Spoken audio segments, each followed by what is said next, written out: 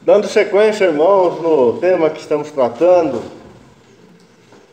que temos chamado, de um andar digno da vocação, baseados aí em Efésios 4:1, vamos fazer a leitura deste versículo, Paulo está rogando diante do Senhor, e ele diz: rogo-vos, pois eu, o prisioneiro no Senhor, que andeis de modo digno da vocação a que fostes chamados. Já temos compartilhado várias coisas com os irmãos, mas nunca é demais lembrarmos de que o que Paulo chama aqui de andar digno não é outra coisa senão, como já foi dito no início pelo irmão Celso, não é outra coisa senão Cristo ser formado em nós, ou a vida de Cristo sendo manifesta em nós, ou seja, o novo homem, a nova criação, a vida de ressurreição crescendo, e manifestando todo o seu poder, a sua virtude, na vida dos filhos de Deus. Vamos estar aí no capítulo 4, no versículo 22. Na contrapartida disso, nós temos a cruz, dispensando ou destruindo o velho homem, aquele que precisa ser despido, porque morto ele já foi, ele precisa ser agora paralisado, se tornar inoperante, porque ele já foi vencido pelo Senhor ali no Calvário. Ainda nesse capítulo 4, Paulo vai chamar isso de crescer em Cristo, até atingirmos a perfeita varonilidade, ou a medida da estatura de Cristo Jesus, ou seja, nos tornando filhos, maduros diante do Senhor, que vivam para a glória dele, como ele deseja. E nós estamos meditando aí no capítulo 5, sobre o governo e a submissão como características do novo homem. Vimos que governar e obedecer encontrou seu lugar perfeito, por sua máxima expressão em Cristo Jesus. Ele fielmente foi obediente, e por causa disto recebeu do Pai toda a autoridade nos céus e na terra. Então o governo que agrada e que honra a Deus, o governo de Deus, está em Cristo. E também a verdadeira obediência pertence ao Filho de Deus. E no versículo 21 do capítulo 5, foi o versículo que usamos para iniciarmos nessa sessão, que a palavra de Deus diz aí que devemos nos sujeitar uns aos outros, ou sujeitando-vos uns aos outros no temor de Cristo. Então vimos que tanto o governo como a submissão na vida dos filhos de Deus, nessa caminhada, no Senhor, ela se manifesta em vários ambientes, como temos aí na sequência. Ou seja, nós como igreja do Senhor pertencemos a vários ambientes, ora somos maridos, depois somos esposas, como igreja do Senhor, ali somos filhos, depois somos pais. No contexto de Paulo, alguns membros do corpo de Cristo eram servos, outros eram senhores, E saindo um pouco da carta aqui que Paulo escreveu aos Efésios, Nós vimos também que a autoridade ou o governo, né, do Senhor é visto até mesmo no mundo, né, nas autoridades seculares, e ali somos cidadãos, né? Vimos também que há um ambiente mais restrito, né, a Assembleia, onde o governo está na vida dos anciãos. Então ali o governo do Senhor também opera, né? Mas ali também está a Assembleia, né? Os membros do corpo, onde a obediência, né, deve ser também manifestada. Enfim, como igreja do Senhor, o governo, a obediência toca a nossa vida em vários contextos, né? E nós estamos de forma bem resumida, né, olhando para eles. E vimos na reunião passada, seguindo a ordem que o próprio apóstolo Paulo coloca aí, né, no capítulo 5, verso 22, que o ambiente doméstico, né, ou o matrimônio, para ser mais específico, é um desses ambientes onde o governo e a submissão do Senhor Jesus estão operantes, né? E Paulo começa então falando da submissão das esposas. E nós tratamos um pouco disso na reunião anterior, né? Então hoje nós vamos ver sobre o governo na vida dos homens, né? Dos esposos, né? Então vamos ler esse texto, Efésios capítulo 5, a partir do verso 22. Diz assim: as mulheres sejam submissas ao seu próprio marido como ao Senhor. Porque o marido é o cabeça da mulher, como também Cristo é o cabeça da igreja, sendo este mesmo o Salvador do corpo. Como, porém, a igreja está sujeita a Cristo, assim também as mulheres sejam em tudo submissas ao seu marido. Marido, amai vossa mulher, como também Cristo amou a igreja, e a si mesmo se entregou por ela,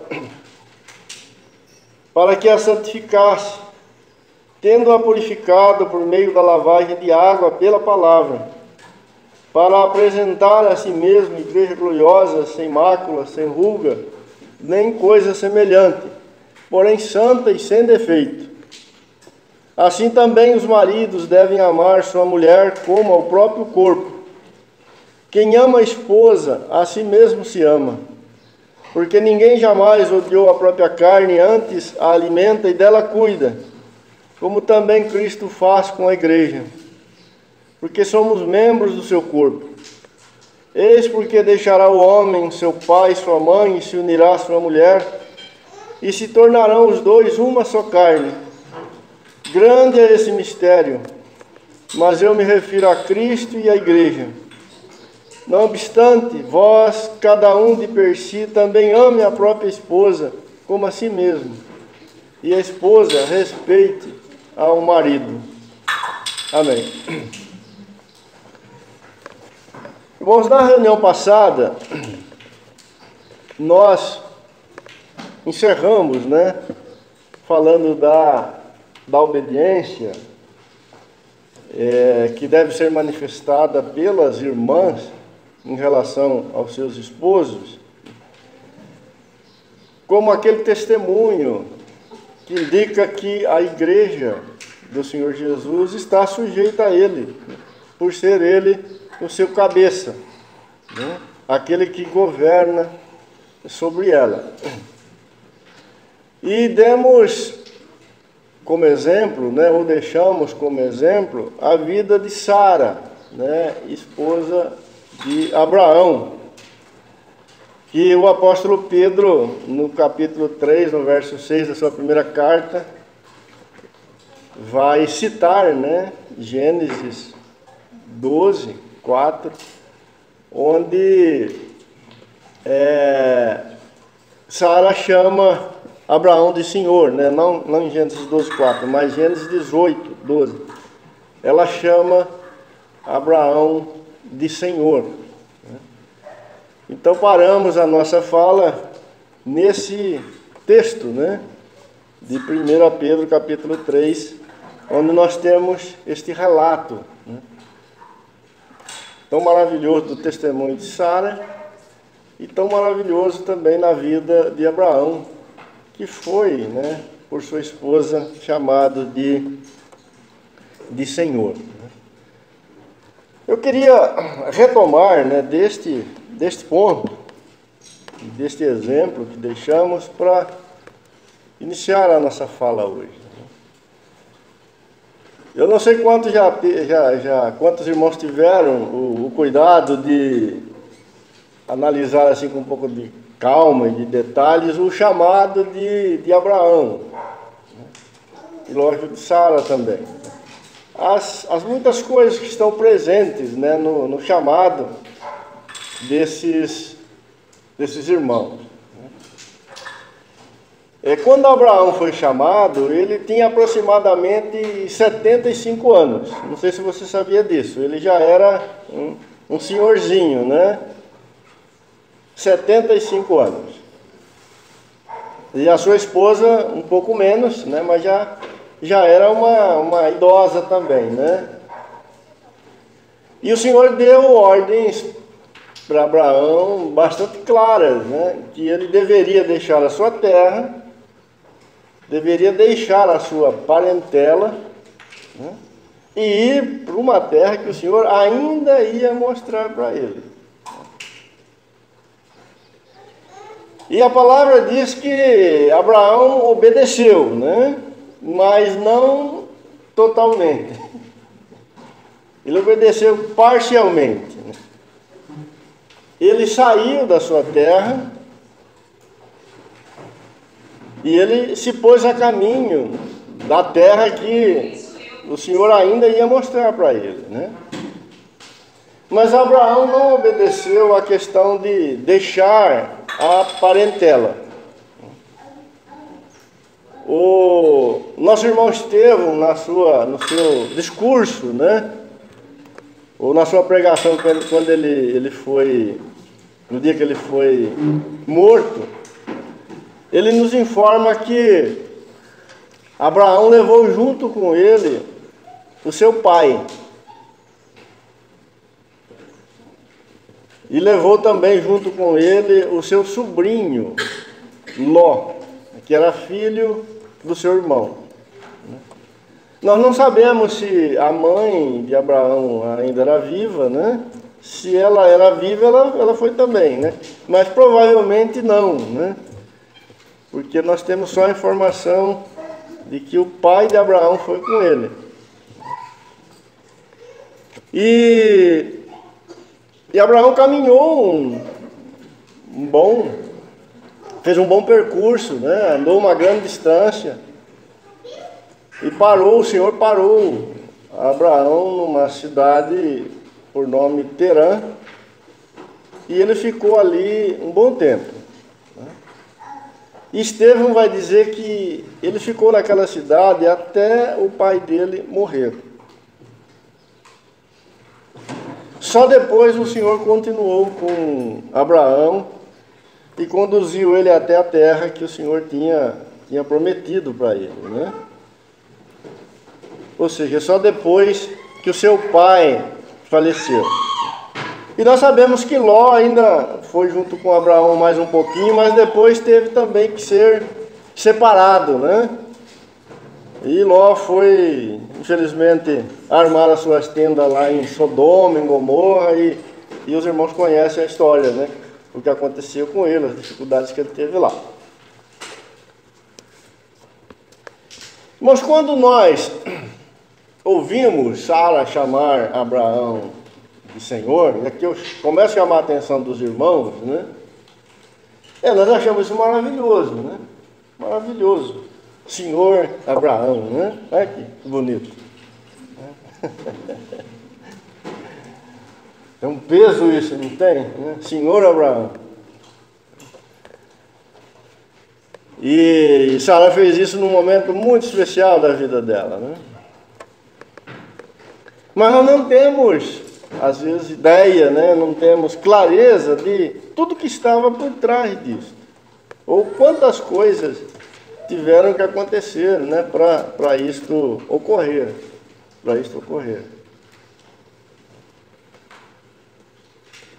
Veja, amados, que Abraão saiu da casa do seu pai com 75 anos. E ele ainda não conseguiu ir sozinho. Ele teve que levar o pai junto.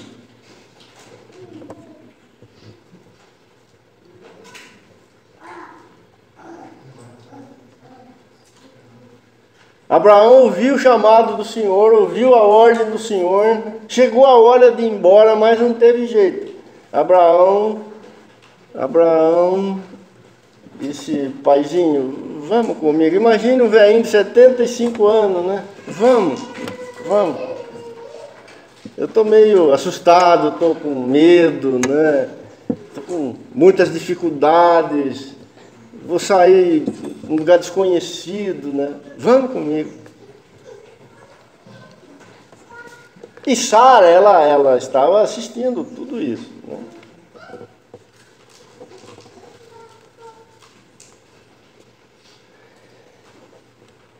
Quando olhamos o chamado de Abraão, nós fazemos uma continha rápida, né? Nós descobrimos que depois do chamado dele, até o dia em que Sara chamou Abraão do Senhor, passaram 25 anos. 25 anos. O pai de Abraão teve que morrer, tiveram que passar 25 anos, né? Aí Abraão já estava com 100, faltava um ano para 100 anos.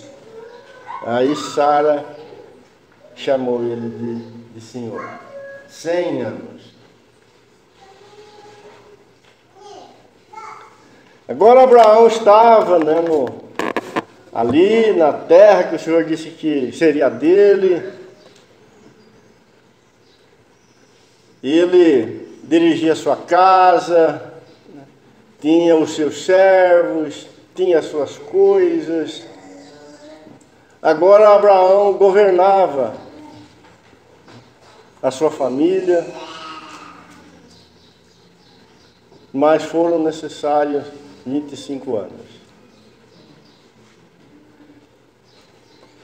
Mas quando aproximamos mais um pouquinho a lupa, irmão, nós vamos ver que não foi só porque Abraão foi capaz de deixar o seu pai, e só deixou depois que ele morreu, né, que não tinha como mais andar com o pai junto, mas deixou, né? Depois que ele se separou de Ló, depois que ele já tinha estabelecido a sua vida, não foi só por causa disto que Sara chamou Abraão de Senhor. Embora, irmãos, esse lado, né, ele seja de grande importância na vida do homem, ele está presente no governo de Cristo que está sobre ele como cabeça da sua casa, né? Mas ele é apenas um detalhe. Um detalhe. Então deixar a casa do pai, assumir a sua família, ser capaz de ser o provedor, né, daqueles que Deus confiou na sua mão, ser aquele que realmente governa a vida dos filhos, enfim, ser realmente o homem da casa. Tudo isso é importante, é necessário, mas isso não faz de um homem cabeça da sua esposa, só isso não faz.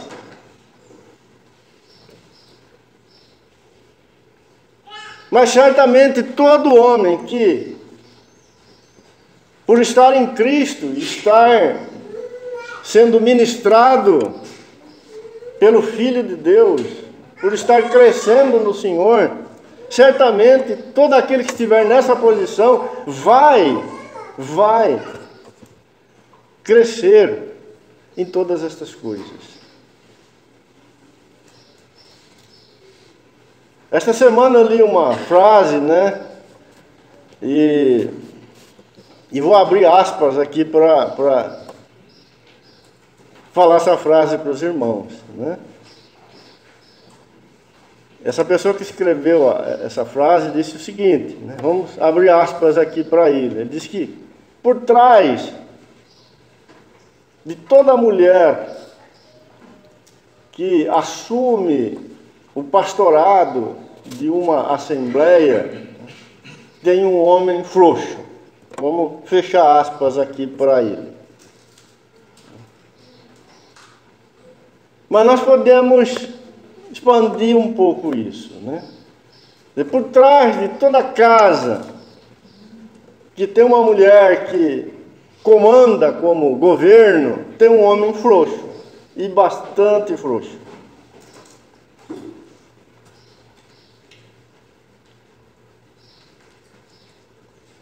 Porque este não é o normal. O normal é nós encontrarmos aquilo que encontramos aqui na vida de Abraão e na vida de Sara.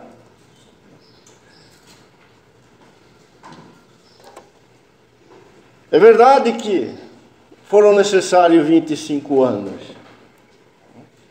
Mas depois de 25 anos, a obra, ela estava completa, ela estava estabelecida. Ou seja, o fruto apareceu. Você tem agora um Abraão governando a sua casa. E você tem Sara, né, desfrutando desse governo na sua vida. E se alegrando com a posição que Deus deu a ela como mulher.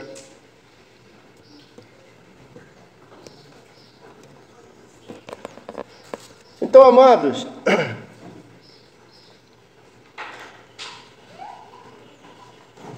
partindo destas coisas mais simples, o chamado de Deus para o homem salvo, remido e casado, né, que tem uma esposa e que pode ter filhos, né, para que ele governe a sua casa. É para que ele traga, né, o governo de Deus de forma real para dentro do seu lar, de tal forma que ele toque, que ele alcance toda a sua família. Nós não podemos fugir disso, recuar. Não há concessões nessa questão. Porque, como estamos vendo, o matrimônio ele é uma parábola de Cristo e a igreja. E assim como o chamado para a mulher é bastante claro, o chamado para o homem da mesma forma. E não pode haver inversões nesses papéis. Se você é homem, se você casou, se você está em Cristo, no seu casamento, você deve dar esse testemunho de que o Senhor Jesus é cabeça e que Ele governa. E partindo das coisas mais simples, o governo precisa ser efetivo.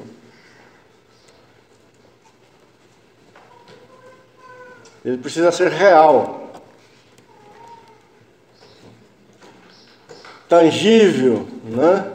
Todos que estão ali debaixo da sua autoridade precisam ser tocados por esse governo. Ele não é um conceito, uma ideia, é algo real. Assim como é o governo de Cristo na vida da igreja, ele é real.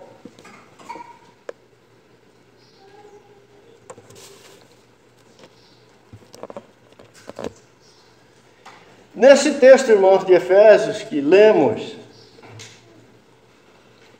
a palavra de Deus diz, então, que o marido é o cabeça da mulher. A sua missão é trazer o governo de Cristo para a vida dela.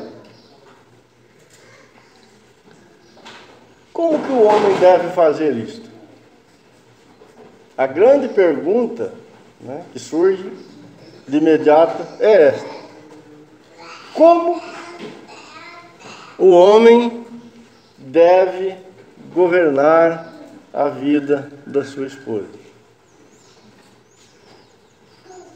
Como eu já disse, né, não está cumprindo este chamado aqueles que apenas suprem as necessidades da sua casa, governa as finanças, mantém as coisas funcionando, armou a sua tenda longe da casa do pai e da mãe,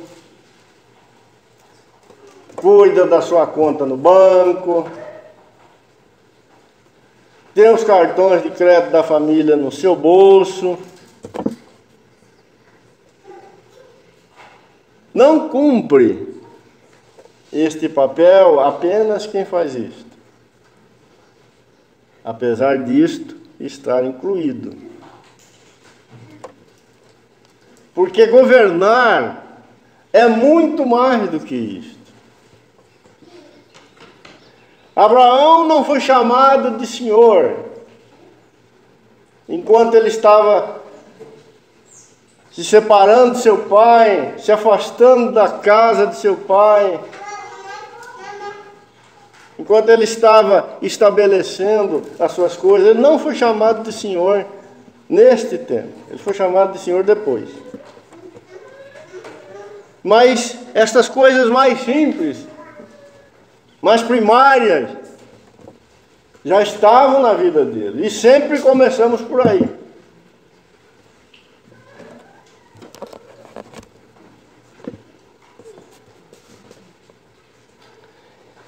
Aí cabe uma outra perguntinha, né? Se nem estas coisas, às vezes, os homens conseguem governar sobre elas, quanto mais sobre aquilo que realmente temos aqui nesse texto.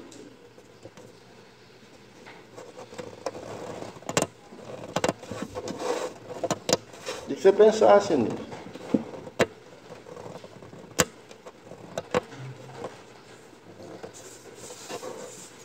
Se nem o paizinho de Abraão aí, não sei como que chama o teu paizinho, já foi dispensado, o que dizer do resto, querido?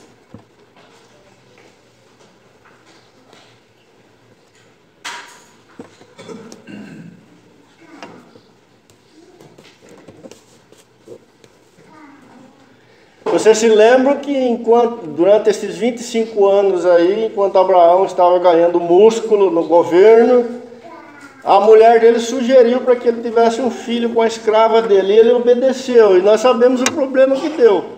Você se lembra dessa história? Não era para ele fazer aquilo lá, Deus tinha falado para ele não fazer aquilo.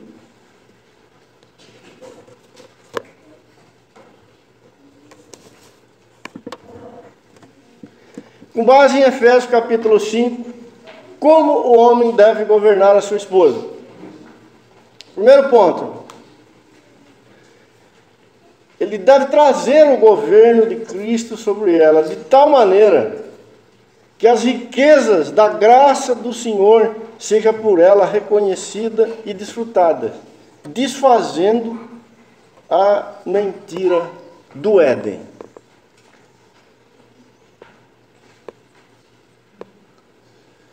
Nós sabemos que quando o homem caiu, ele caiu envolvido por uma mentira.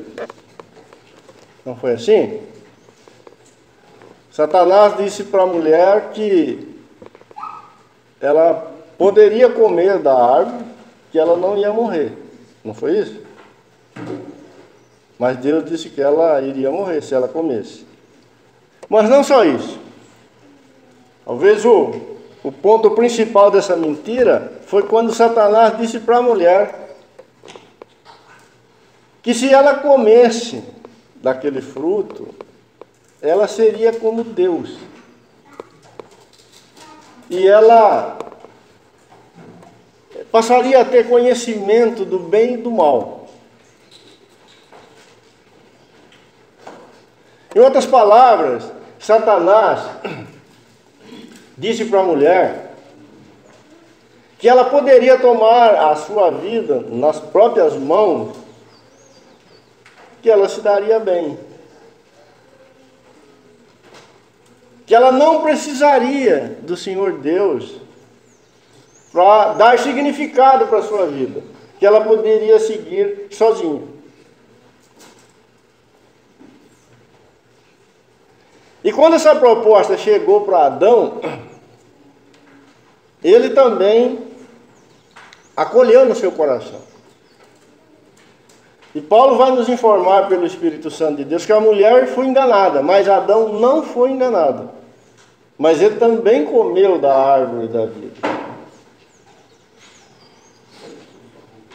Então, se a mulher foi enganada, o pecado, digamos assim, a parte do pecado que recaiu sobre Adão foi pior, porque ele não foi enganado. Ele também comeu. Ele considerou aquela proposta boa. E nós sabemos o que aconteceu. Não sabemos?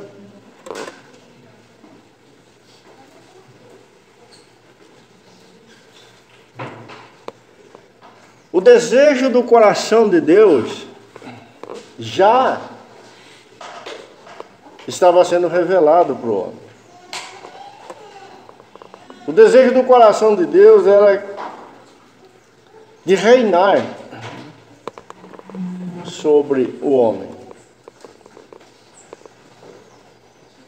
O homem foi criado, para ter a sua vida escondida na vida do Filho de Deus.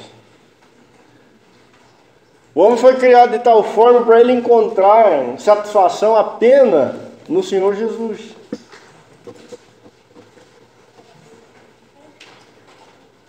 O homem foi criado para encontrar o seu deleite, o significado para a sua existência nessa união vital com o Criador. Mas a proposta do diabo era exatamente na contramão disto. Você pode estar separada do Criador e se dar bem. Aliás, o Criador está te enganando.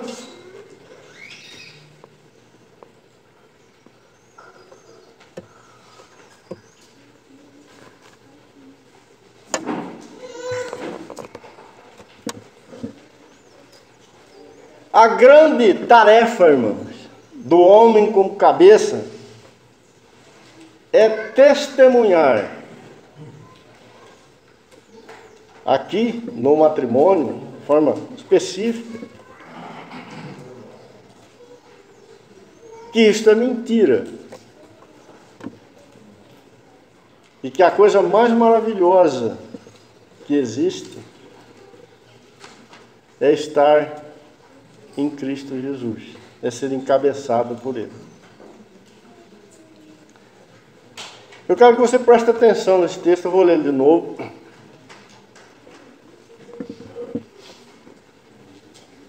Mulheres, sejam submissas ao seu próprio marido, como ao Senhor. Como ao Senhor. Como ao Senhor.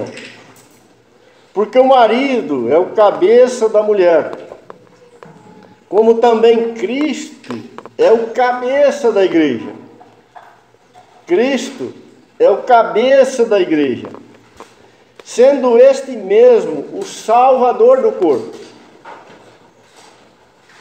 Como, porém, a igreja está sujeita a Cristo, assim também as mulheres sejam em tudo submissas ao seu marido, Maridos, amai vossa mulher, como também Cristo amou a igreja, e a si mesmo se entregou por ela, para que a santificasse, tendo-a purificado por meio da lavagem de água pela palavra, para apresentar a si mesmo igreja gloriosa, sem mácula, sem ruga, nem coisa semelhante, porém santa e sem defeito.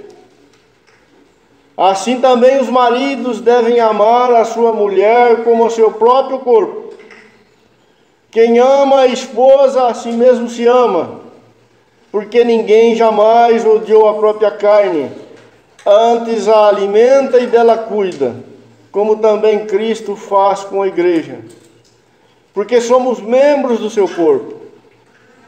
Eis porque deixará o homem o seu pai e a sua mãe e se unirá à sua mulher, e se tornarão os dois uma só carne.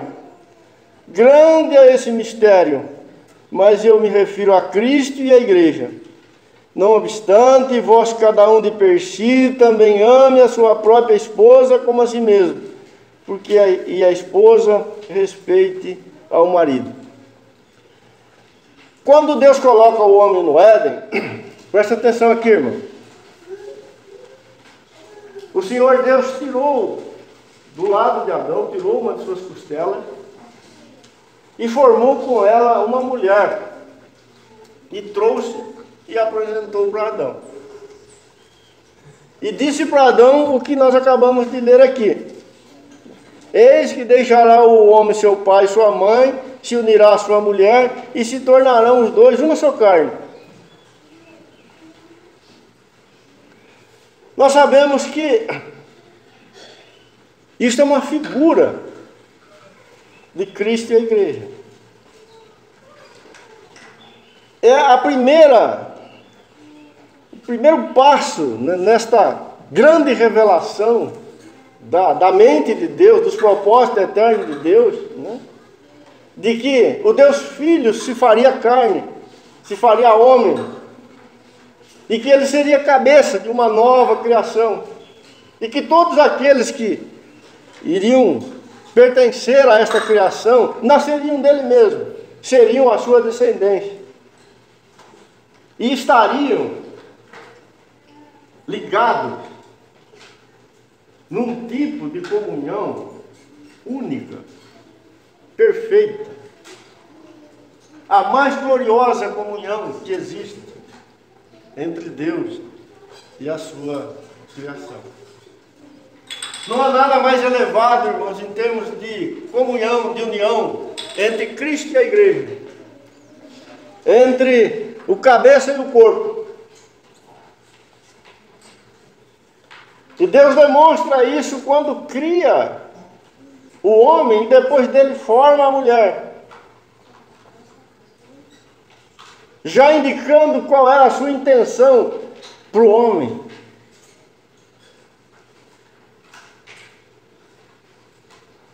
Mas o diabo vem e ele diz: não, este não é um lugar bom para você existir. É melhor ficar separado do teu Criador para sempre.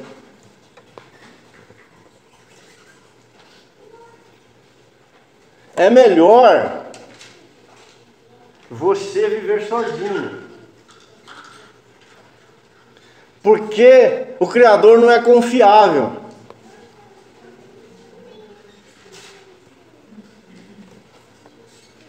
A sua vida está sendo tolhida, ela está sendo diminuída.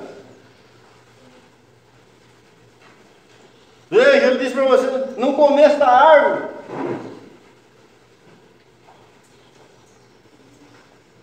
Mas Deus já tinha indicado o que ele faria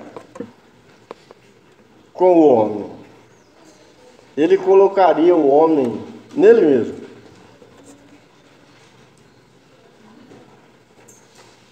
Ele entraria numa aliança com o homem única.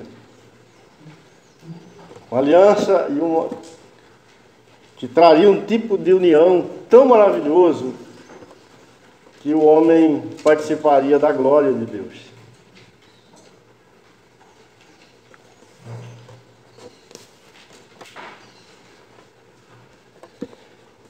E essa mentira, irmãos, ela entrou. O pecado é isso aí.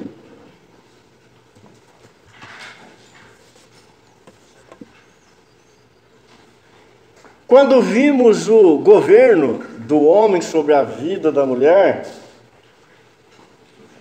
e o texto diz que a mulher se sujeita ao seu próprio marido como a Cristo, nós estamos vendo a restauração disso e o estabelecimento desta verdade. Agora, a verdadeira esposa, ou a verdadeira mulher, ou aquela com quem realmente o Senhor vai se casar, aquela que realmente foi tirada do seu lado, ela vai se sujeitar ao Senhor. Ela vai confiar no amor de Deus. Ela não vai mais ser enganada por Satanás, de que foi dado ao homem um lugar ridículo para ele existir. Pelo contrário, agora ela remida, resgatada, com seus olhos abertos, vendo a verdade, ela descobre que lhe foi dado um lugar de glória, que é estar em Cristo Jesus.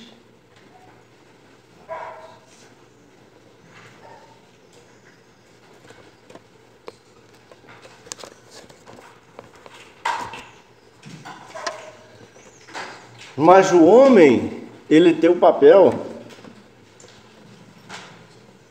de testemunhar na vida da sua esposa, e aí ser um testemunho para todos os demais, que realmente é maravilhoso estar nesse lugar.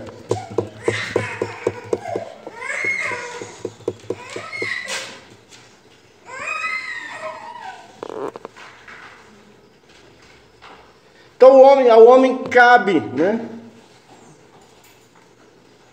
trazer para a vida da sua esposa as abundantes riquezas da graça de Deus, de tal maneira que ela desfrute disso. Veja como Deus é maravilhoso, irmãos. Ele não só disse para a igreja: olha, você está em Cristo, Cristo é seu cabeça, se sujeite a Ele, que é maravilhoso esse lugar, esta posição. Ele não fez só isso, ele pegou o homem, falou assim: homem, agora você vai lá dentro da sua casa e você vai mostrar para a sua esposa que isso é maravilhoso.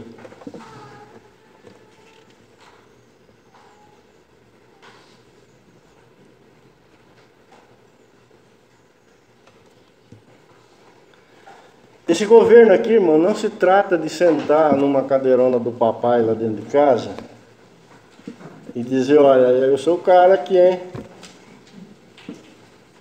Aguinha gelada aqui do lado, comidinha no prato. Como que é o relatório aí do dia?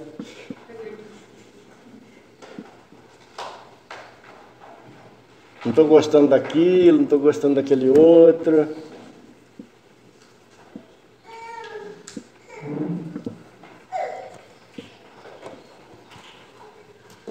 O Senhor te colocou para ser uma sombra dele na frente da sua esposa.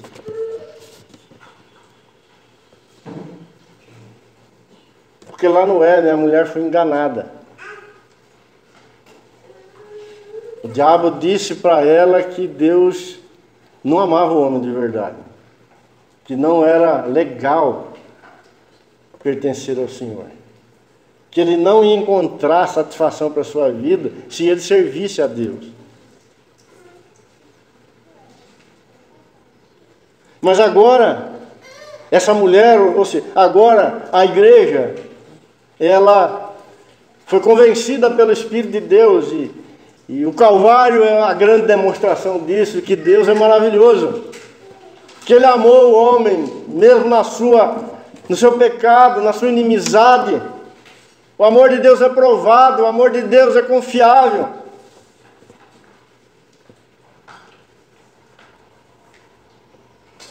E ela ficou tão impactada, tão convencida, tão constrangida, que ela se sujeitou alegremente. A cruz inverteu a mentira do diabo lá do Éden. Mas como a esposa dentro de casa é um testemunho de que a igreja realmente vive assim diante do Senhor, o homem é um testemunho do que Cristo fez. Ele é chamado para ser uma sombra dele. Por isso Paulo mistura aqui o papel do homem com o Senhor Jesus, com a obra do Senhor Jesus, que tem hora que você não sabe se você está falando de um ou se está falando do outro.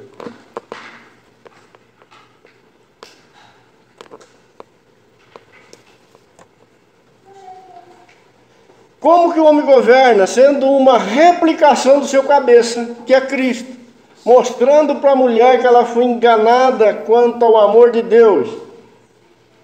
E aqui o homem deve ser convincente.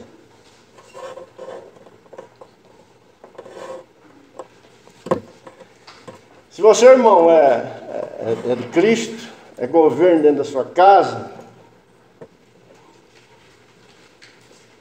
você é uma réplica do Senhor Jesus.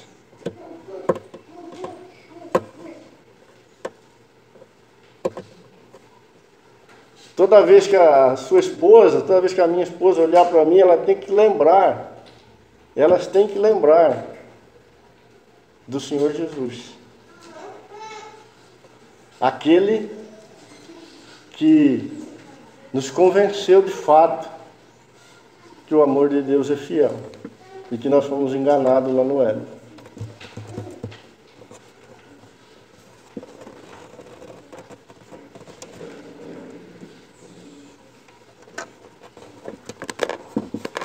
Veja o que Paulo fala aí. Vou ler de novo. Maridos, amai vossa mulher como também Cristo amou a igreja e a si mesmo se entregou por ela. O que o Senhor Jesus fez? Ele amou a sua igreja e a si mesmo se entregou por ela. Quando? Quando ela era rebelde. Quando ela estava perdida. Quando ela estava no pecado. Quando ela estava separada de Deus. Paulo vai dizer lá em Romanos que Deus prova o seu amor para conosco, porque Ele nos amou quando éramos pecadores.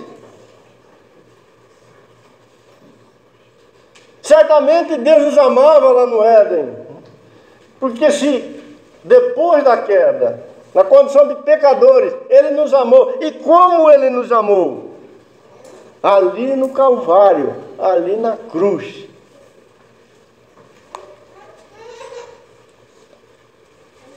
Marido, amai vossa mulher como Cristo amou a igreja e a si mesmo se entregou por ela. Para quê?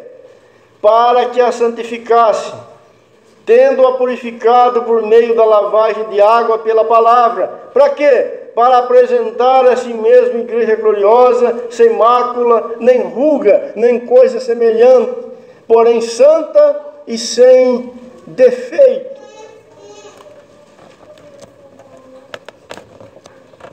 Veja, irmãos, que Cristo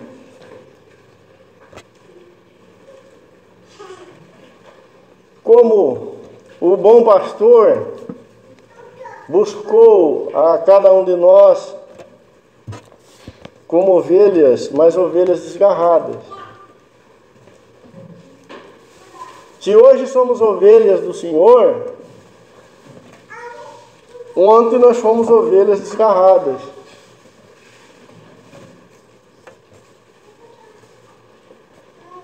E o Senhor nos amou, se entregando por nós, tem tratado a nossa vida, tem lavado a nossa vida com a água da sua palavra, para apresentar a sua igreja, os seus filhos, a si mesmo, né, como igreja gloriosa, sem mácula e sem ruga, e nem coisa semelhante, porém santa e sem defeito. Ou seja, o Senhor Jesus, para desfazer a mentira do Éden, Ele fez essa obra grandiosa, irmão. Pegou o homem estrupiado, o homem caído, o homem no pecado, e tem feito toda esta obra de salvação, de santificação, até chegará aquele dia em que Ele desposará essa noiva, que aqui está apresentada como santa e sem defeito.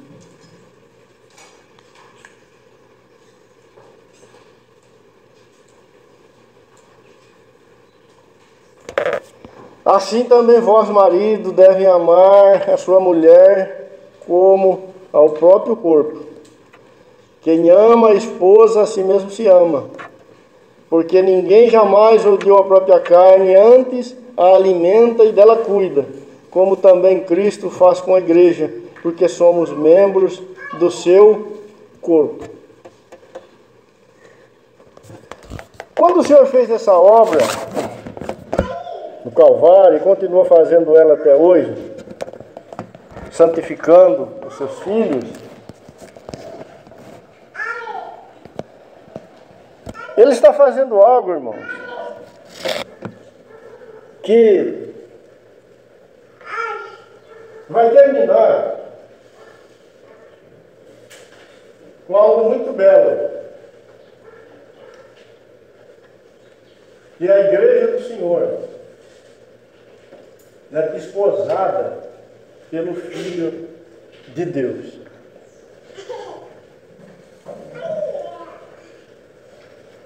A palavra está dizendo aí que nós somos o corpo de Cristo. Somos membros do seu corpo. Mas houve um tempo na nossa vida que a nossa situação era terrível, né? Estávamos caídos, fomos enganados, ficamos separados do nosso Deus. Mas o Senhor Jesus pagou o preço que foi necessário para que essa salvação, né, pudesse ocorrer, pudesse ser concluída. E Paulo vai dizer aqui que é como se o Senhor estivesse cuidando dele mesmo.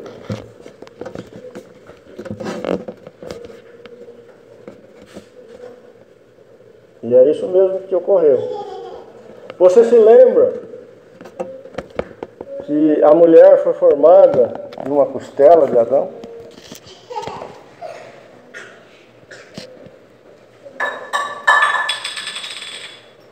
A mulher foi formada de uma costela de Adão. Aliás, os dois, no início, tinham um único nome, Adão.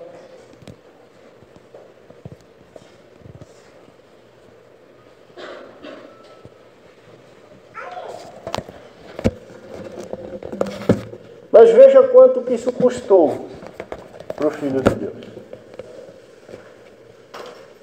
Mas Ele proveu e demonstrou a sua fidelidade, o seu amor verdadeiro. E estar em comunhão com Ele era a nossa glória. E ali nós encontramos o destino, o último lugar, aliás, o único lugar na nossa existência. Agora você, amado, homem, casou com uma esposa, se fez um com ela.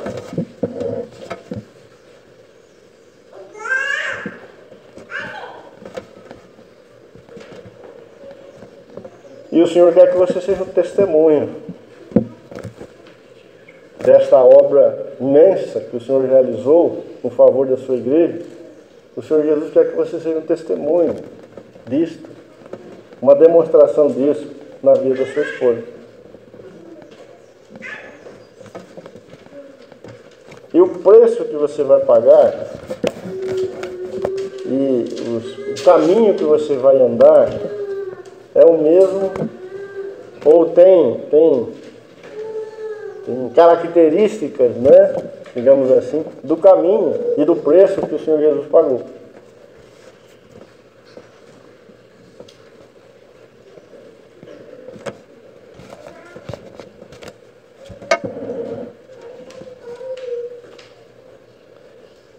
Sabe por que essa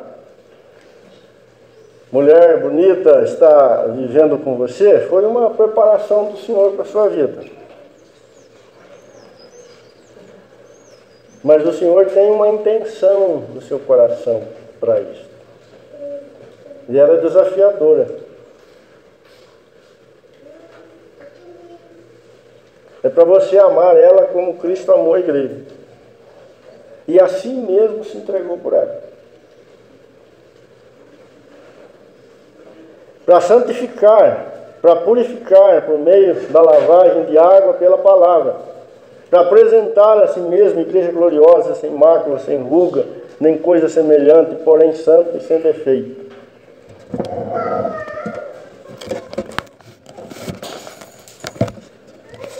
As suas intenções, os seus tratos, as suas abordagens na vida da sua esposa, com relação ao Senhor Jesus, tem que ter a mesma natureza que tem os tratos, as abordagens do Senhor Jesus com a sua igreja.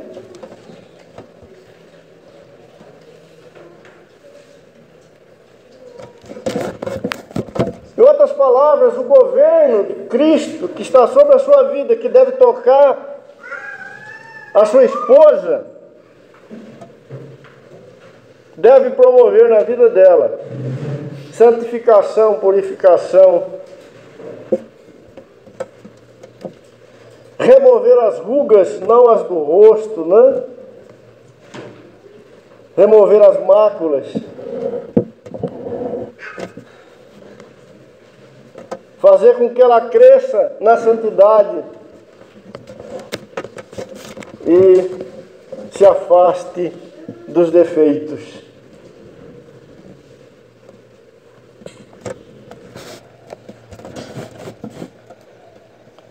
Mas o Senhor pagou um preço alto para isso ocorrer. Ele teve que ir para o Calvário, não foi?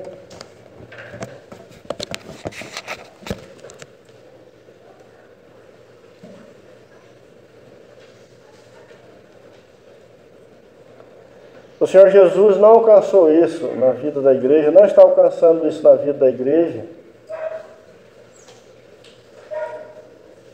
De nenhuma outra maneira, a não ser por sua morte na cruz.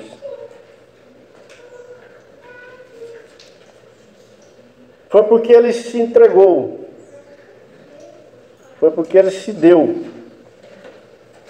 Que estas maravilhas, né, estão sendo promovidas na vida da igreja.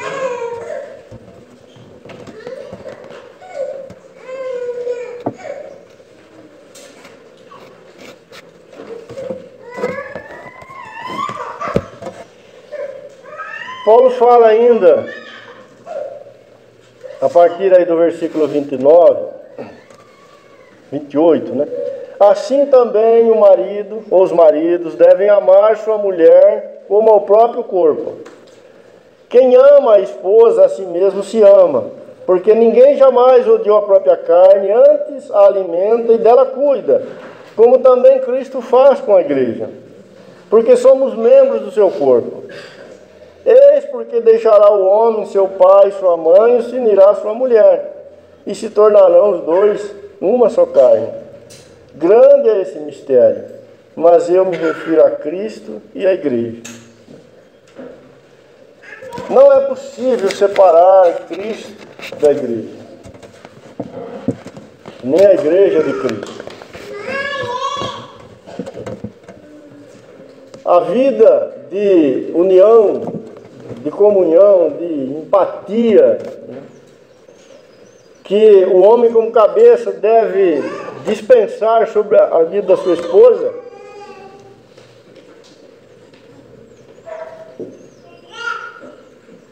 tem que ser convincente, irmão. Tem que ser convincente.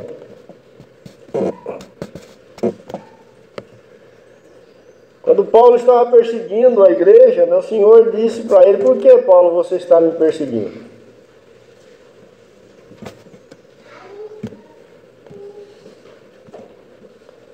Observe que não há nenhum espaço entre Cristo e a igreja. Eles estão perfeitamente ligados, completamente ligados.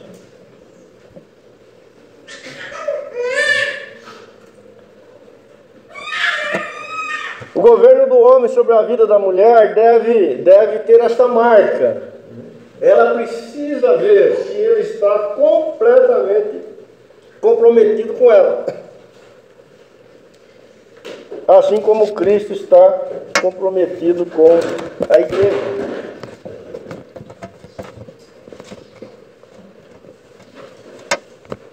Não há nada mais íntimo, né, do que ser o corpo de Cristo.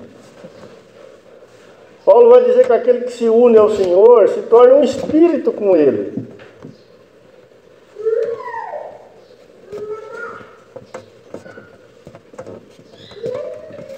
Irmãos, não é um governo de exercido por decreto, por regras, por normas. Hoje é segunda-feira, é o dia de fazer isso. Não.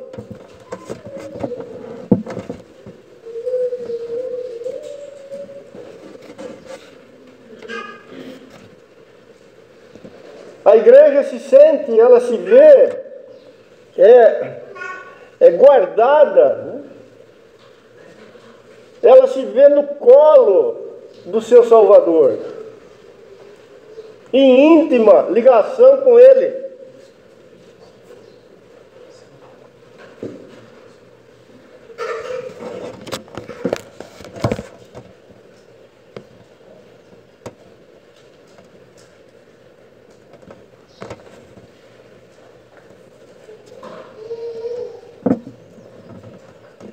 Aliás, o Senhor Jesus não é cabeça daqueles que estão separados dele. Ele encabeça aqueles que estão unidos a ele no mesmo Espírito.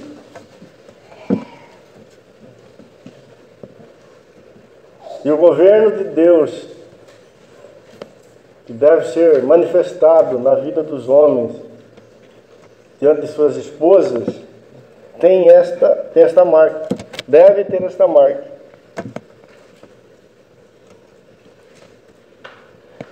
Maridos, amai sua própria mulher como seu próprio corpo. Quem ama a esposa, a si mesmo se ama. É tão íntima essa situação que não é possível dizer aqui termina um e começa o outro.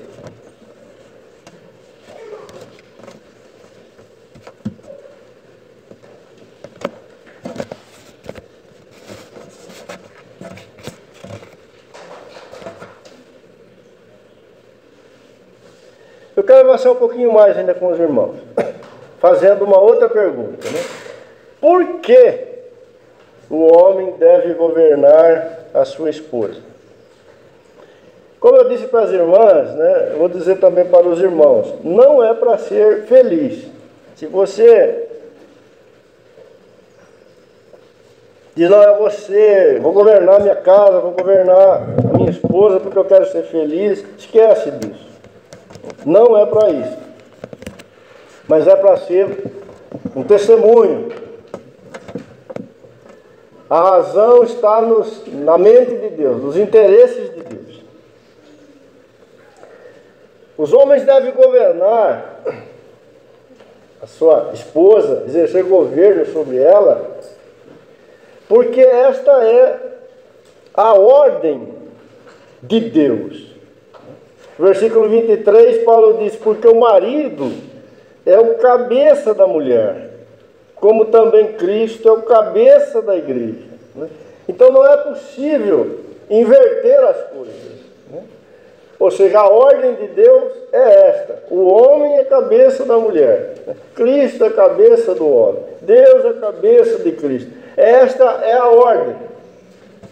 Quer dizer, não existe nenhuma possibilidade de ser feito diferente, porque o Criador determinou que as coisas fossem desta forma. E isso deveria bastar para nós, irmãos. E se o Senhor falou que é assim, é porque é assim.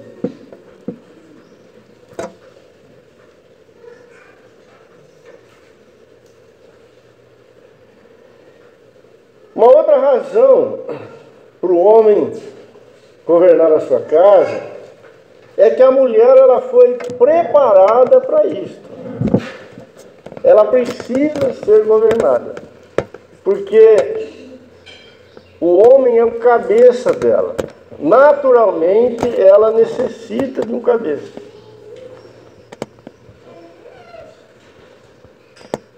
A igreja ela foi preparada por Deus, pensada por Deus, para ter um cabeça. E a mulher é uma sombra disso. E o cabeça da igreja é Cristo. A igreja necessita que o Senhor governe sobre ela. Só assim os propósitos e os interesses de Deus vão se cumprir, vão ser alcançados. Então não é uma questão de opção, para o homem governar ou não governar a sua esposa. Se você está em Cristo, se você está crescendo no Senhor, se você quer caminhar nesse caminho que o Senhor propôs para a sua vida, se você quer ser vestido pelo homem novo, governar sobre a vida da sua esposa, é necessário. É necessário.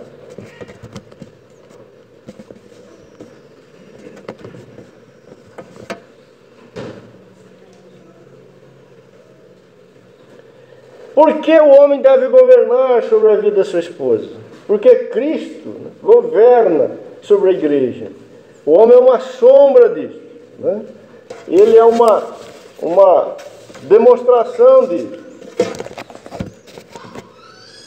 E nós sabemos pela palavra de Deus que a igreja será eternamente governada por Cristo Jesus. Eu queria que você abrisse em Apocalipse 19, verso 7.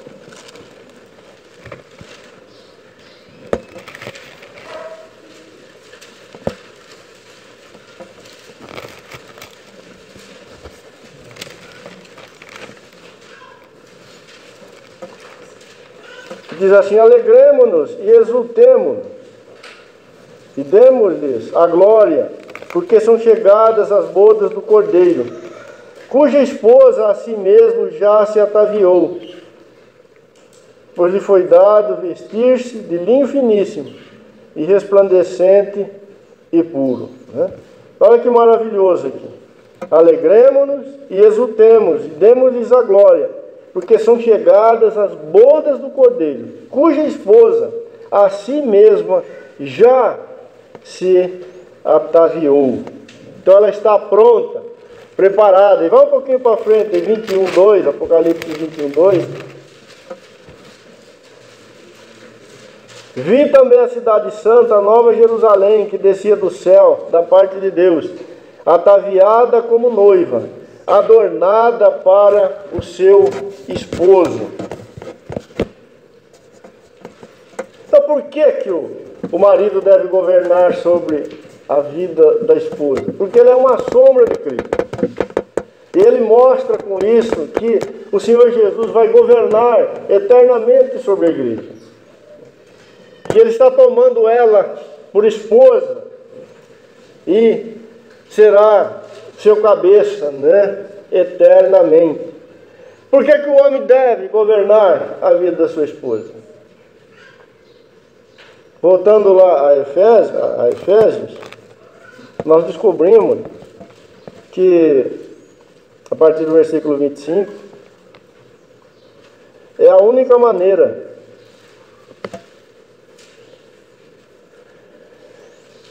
da esposa ou da mulher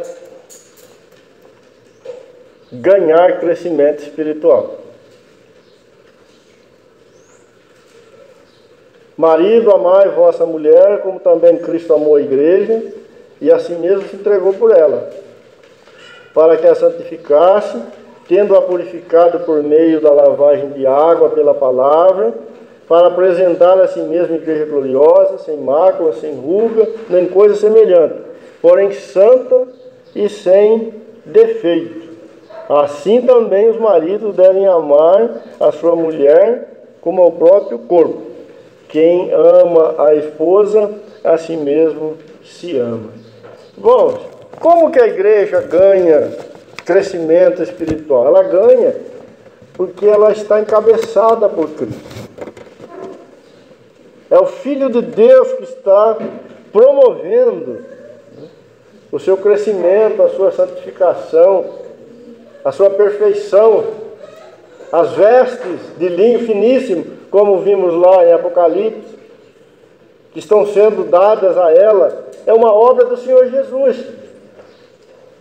Mas lá dentro do lar, na réplica, né, vivida ali entre marido e mulher, nesse testemunho, onde está sendo demonstrado a alegria em que a igreja tem em se submeter a Cristo, e por outro lado, né, a maravilha que está no cabeça, por ele ter amado a sua noiva, e amou de tal ponto que deu a sua vida por ela, ali, né, naquele ambiente, aonde o governo e a obediência se encontram,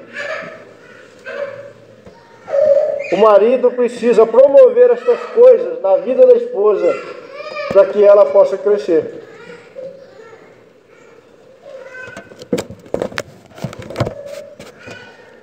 Deixa eu falar uma coisa aqui para as irmãs. Muitas mulheres não crescem espiritualmente falando porque elas são rebeldes. Elas não aceitam o governo do seu marido na vida dela. Deixa eu falar uma coisa para os irmãos. Muitas mulheres não crescem na vida espiritual porque vocês não governam sobre a vida delas.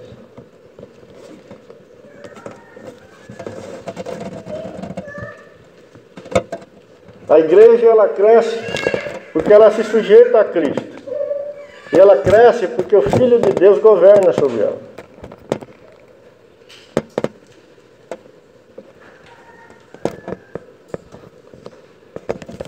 Se você ler em 1 Coríntios capítulo 14, a partir do verso 34, Paulo fala assim para as irmãs que elas devem se manter caladas na igreja, como manda a lei. E se quiserem aprender alguma coisa, que aprendam em casa, com seus maridos. Né? Aparentemente parece uma palavra dura, né, do apóstolo Paulo. Mas nós temos uma coisa maravilhosa aí. O que Paulo está dizendo? Que todo crescimento espiritual na vida da mulher depende do homem governar sobre ela. Assim como o crescimento da igreja depende do governo de Cristo sobre ela. Irmã, você não vai crescer espiritualmente lendo livros, fazendo teologia, ouvindo pregadores, indo para lá e para cá. Não vai. Você vai crescer em Cristo se você acolher no seu coração o governo de seu esposo. Agora, querido, você nunca terá uma mulher madura, uma mulher, como está descrita aqui, né, com essas características, gloriosa, sem mácula, sem ruga, sem defeito, se você não governar sobre a vida dela.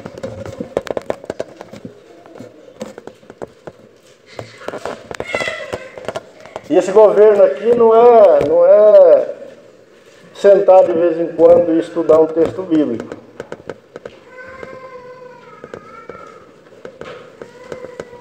Você precisa convencer a sua esposa de que a mentira do Éden, o que ocorreu lá no Éden é uma mentira. Você precisa convencer a sua esposa de que a verdade de Deus é aquilo que ocorreu no Calvário. Você precisa convencer a sua esposa de que Deus se mostrou de fato na cruz. E você precisa ser uma demonstração viva disso diante dela.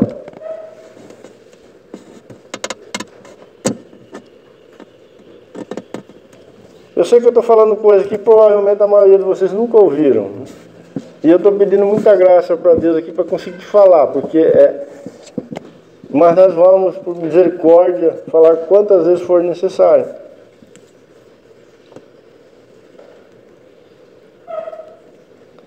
Ela só vai crescer, querido, se o elo que existia entre você e a sua esposa, de alguma forma, remeter as vossas vidas para aquilo que existe entre Cristo e a igreja. Uma só carne. Como que é esse negócio de uma só carne? Pegaram isso e levaram para a vida sexual e disseram, não, é isso aqui uma só carne. É a vida de homem e de mulher. Não.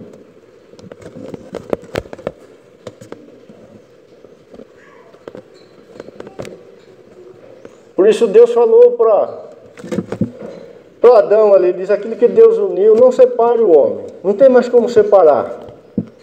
Não tem mais como demarcar um limite entre aqui termino eu e começa ela. Acabou. O Senhor Jesus falou para Paulo, por que você está me perseguindo, Paulo? Não, está me perseguindo. Mas Paulo ia perseguir os irmãos.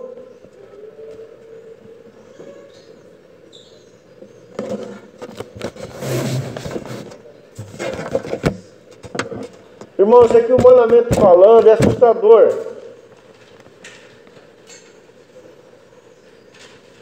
Mas se o Senhor fez essa obra na nossa vida, o Senhor Jesus ressuscitou. O novo homem, ele é tudo isso aqui.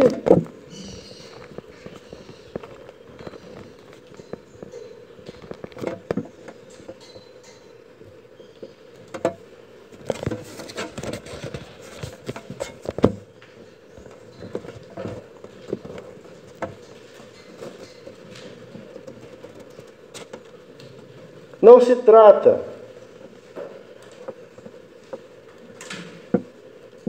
de posição. Não se trata de ser mais importante ou menos importante. Mas na verdade o que nós temos é a maravilhosa oportunidade de vivenciar as realidades da nossa salvação. O Celso, ele leu alguns versículos em Filipenses, né? A carta de Filipenses, ela é rica nisso. Ela toca muito essa questão da experiência. E principalmente, lógico, na vida de Paulo, né?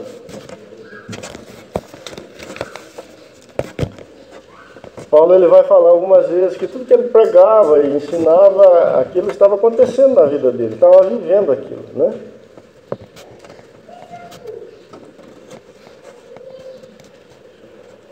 E às vezes a gente pega esses ambientes aonde nós vivemos e excluímos do Evangelho. E olhamos para a salvação como alguma coisa que o Senhor nos deu e que um dia lá na eternidade isso vai se manifestar na nossa vida. Não deixa de ser verdade isso. Mas nos esquecemos do momento que estamos vivendo. E o lugar que o Senhor colocou cada um de nós. Para a gente viver o Evangelho que está na nossa vida.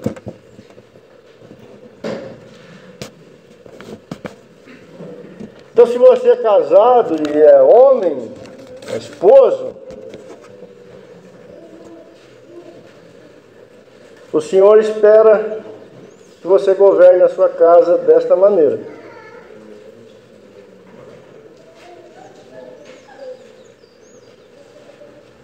Se você é casada, é esposa e é uma filha de Deus em Cristo, o grande desafio e o grande privilégio que você tem é de permitir que o Evangelho se manifeste em você neste papel que Deus te deu.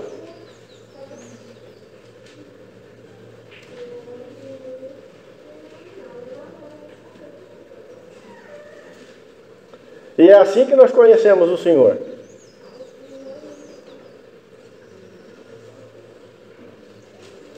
Você não vai conhecer muito da cruz estudando. Mas você vai conhecer bastante da cruz quando você for demandado ou exigido para dar de alguma forma a sua vida em favor de outro. E aí o Senhor sabe como dar uma esposa para nós homens, né? Aí você morre, tem que morrer até no último degrau, no último grau de...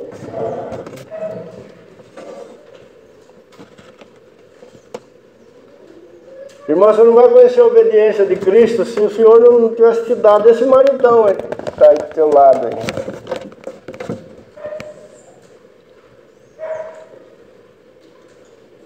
Toda vez que você se sujeitar ao governo dele, você vai... Maravilhosa obediência do Filho de Deus.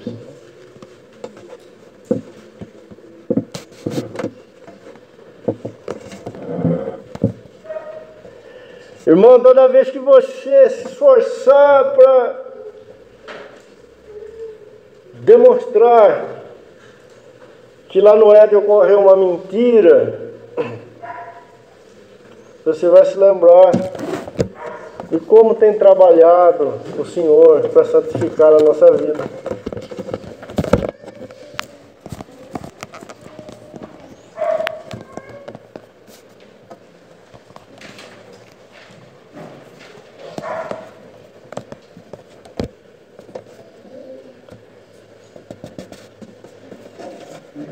Nós somos, por natureza, né, desconfiados.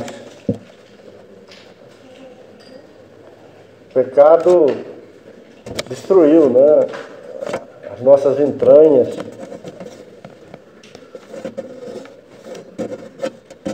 E uma grande obra precisa ser feita no nosso coração para confiarmos, especialmente em Deus.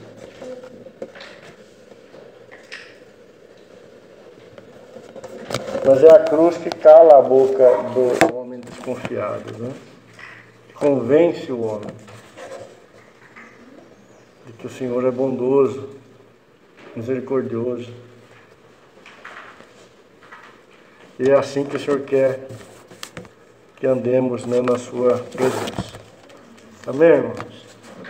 Numa próxima oportunidade, nós vamos falar sobre os filhos. Pais e filhos, né? No capítulo 6, versículo 1, Paulo fala: Filhos, obedecei vossos pais no Senhor, porque isso é justo. Pais aqui, a princípio, precisa ser visto como o homem, tá? Porque ele está falando de governo, e esse governo está na vida dos homens. Lógico que depois, cada coisa no seu lugar, a esposa vai participar disso, mas a princípio é o filho e o seu pai, o cabeça da casa. E também com seus dois lados, né? O filho que obedece e o pai que governa, né? Essa obediência e essa submissão também pertence a Cristo. Ele foi obediente aos seus pais, mas ele também é o governo, né, de todos os filhos. E nós vamos ver coisas preciosas aqui, né, para a nossa vida. Isso fica para uma próxima oportunidade.